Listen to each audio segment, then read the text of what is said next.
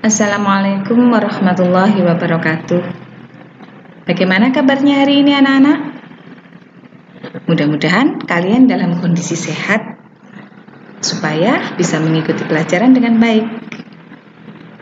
Nah anak-anak, hari ini kita akan belajar tematik di tema 2, subtema 2, mata pelajaran Bahasa Indonesia dan PKN. Tapi sebelum itu kita berdoa dulu supaya Allah Subhanahu wa Ta'ala memberikan kita kemudahan dalam menerima ilmu, dan ilmu yang kita terima bisa bermanfaat. Anak-anak, hari ini kita belajar menuliskan informasi penting menggunakan kalimat efektif. Nah, beberapa minggu yang lalu kita sudah membahas tentang cara memperoleh atau mendapatkan informasi penting dari sebuah teks. Nah, sekarang apa sih kalimat efektif itu? Kalimat efektif adalah kalimat yang memiliki susunan sesuai kaidah bahasa Indonesia yang tercantum dalam PUEBI atau Pedoman Umum Ejaan Bahasa Indonesia dan menggunakan kata yang sesuai. Kalimat efektif memiliki susunan yang berurutan, yaitu subjek, predikat, dan objek. Nah, ini contoh dari kalimat efektif. Rakyat Indonesia mempertahankan kemerdekaan.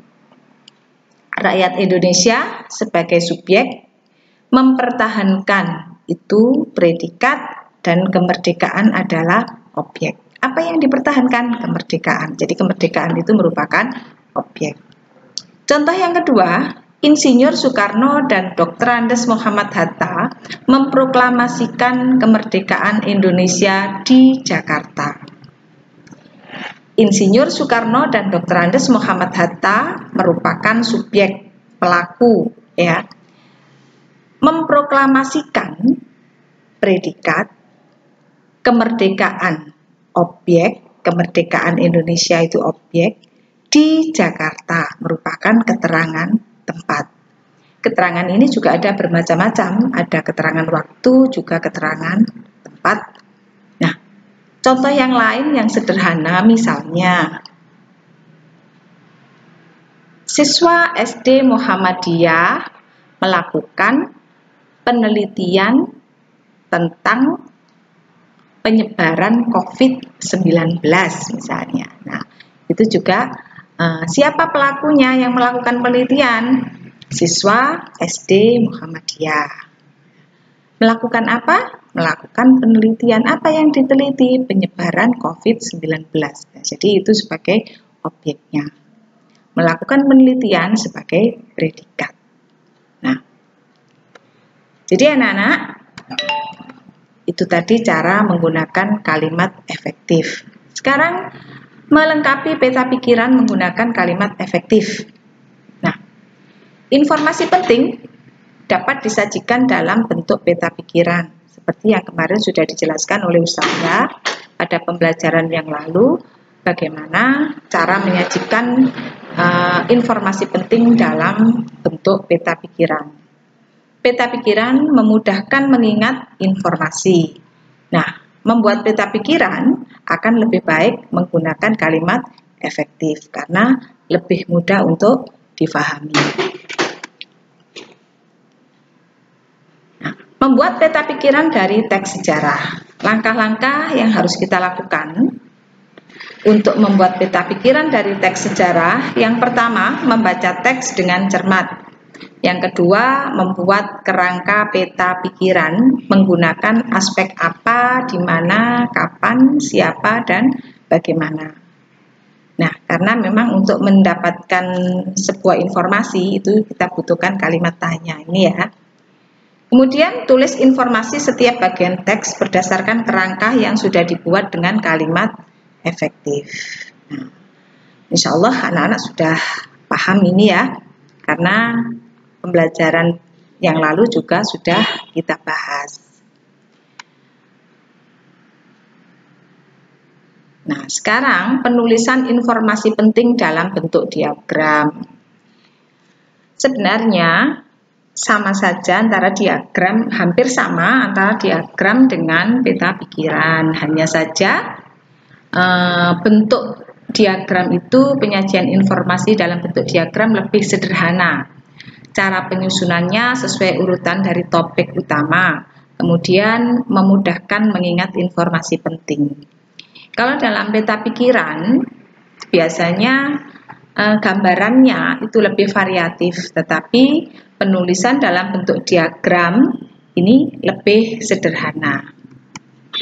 Nah, ini contoh penyajian dalam bentuk diagram.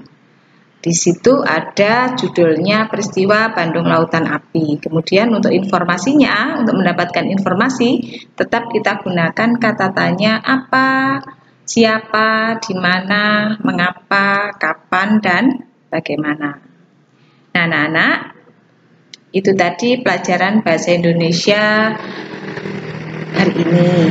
Sekarang kita lanjutkan ke mata pelajaran PKN,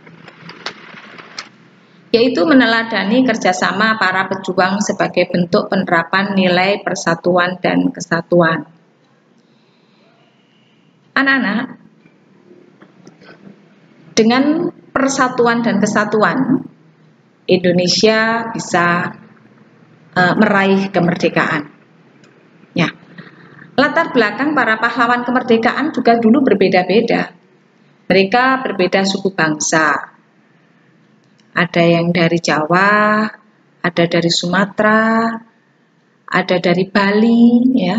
Jadi para pahlawan kita itu berbeda suku bangsa. Kemudian juga berbeda keahlian. Ada yang ahli strategi, ada yang ahli dalam orasi atau berpidato, menyemangati. Ya. Kemudian ada juga yang ahli tentang senjata. Nah, dari perbedaan inilah semuanya bersatu. Kemudian beda bahasa dan juga beda budaya. Tetapi mereka punya tujuan yang sama, yaitu menggapai kemerdekaan Indonesia. Tujuan inilah yang mempersatukan mereka, yang memperkuat keyakinan para pahlawan itu untuk mendapatkan kemerdekaan. Kenapa? Karena mereka sudah merasa bosan dijajah. Merasa bosan dijajah karena memang negeri ini negeri kita. Tetapi orang asing berada di Indonesia dan lebih menguasai daripada bangsa Indonesia sendiri. Akhirnya mereka bersatu tanpa melihat dari suku apa, dari bangsa apa, bahasanya apa. Mereka bersatu untuk menggapai kemerdekaan Indonesia. Nah, sekarang sikap rela berkorban sebagai penerapan nilai persatuan dan kesatuan. Salah satu bagian penting dalam menjunjung persatuan adalah kerelaan untuk berkorban. Contoh sikap rela berkorban di lingkungan sekolah. Contohnya menyisihkan uang saku untuk membantu korban bencana alam. Biasanya ketika ada di wilayah lain atau di provinsi lain ada gempa bumi,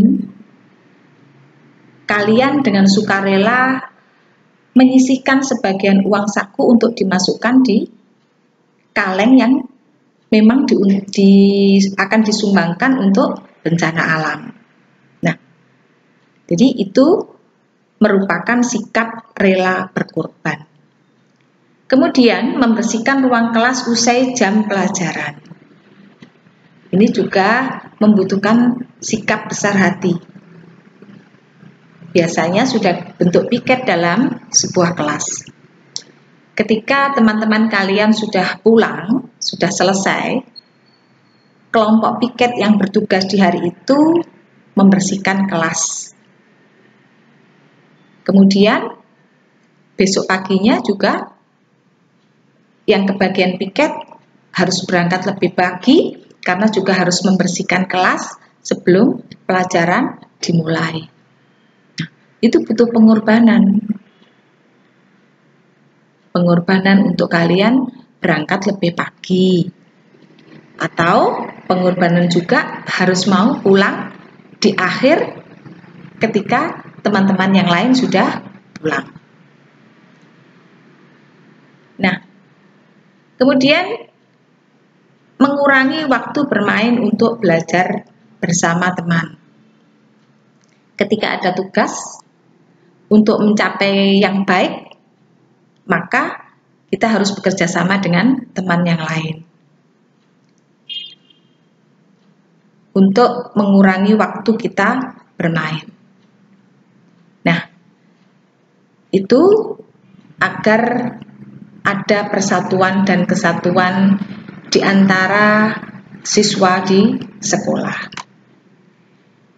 Kemudian sikap pantang menyerah sebagai penerapan nilai persatuan dan kesatuan. Contoh sikap pantang menyerah di kehidupan sehari-hari. Yang pertama, giat belajar untuk mendapatkan nilai yang terbaik. Kemudian meminta bantuan guru atau teman jika menemui kesulitan belajar. Yang ketiga, membela kebenaran dan keadilan. Yang keempat, memperbaiki diri jika mempunyai kekurangan. Dan yang kelima, menerima saran dari orang lain dengan hati terbuka. Anak-anak untuk mendapatkan nilai terbaik, ya harus giat belajar. Tidak dengan cara yang curang.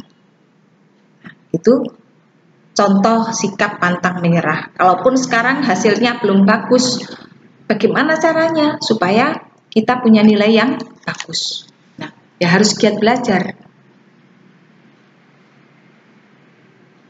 Kemudian meminta guru atau teman jika menemui kesulitan dalam belajar. Nah, ini juga perlu kita lakukan. Kalau ada teman kita yang kesulitan belajar, kita bantu. Supaya ketika kita menemui kesulitan, teman kita juga mau membantu. Karena itu akan terjalin rasa persatuan dan kesatuan di antara siswa di kelas. Kemudian membela kebenaran dan keadilan dan memperbaiki diri jika mempunyai kekurangan. Jadi kalau mempunyai kekurangan, diperbaiki, jangan terus minder, diem ya. Tapi dicari apa sih kekurangannya, kemudian diperbaiki. Nah, anak-anak, mudah-mudahan kalian bisa memahami tentang sikap persatuan dan kesatuan yang dalam Pancasila berada di sila ketiga Pancasila. Mudah-mudahan kalian juga tidak pantang menyerah. Kalian anak-anak yang hebat, anak-anak yang tangguh. Mudah-mudahan semuanya bisa terlewati dan kita bisa bersekolah secara normal. Cukup sekian anak-anak pelajaran untuk hari ini. Tetap jaga kesehatan ya. Wassalamualaikum warahmatullahi wabarakatuh.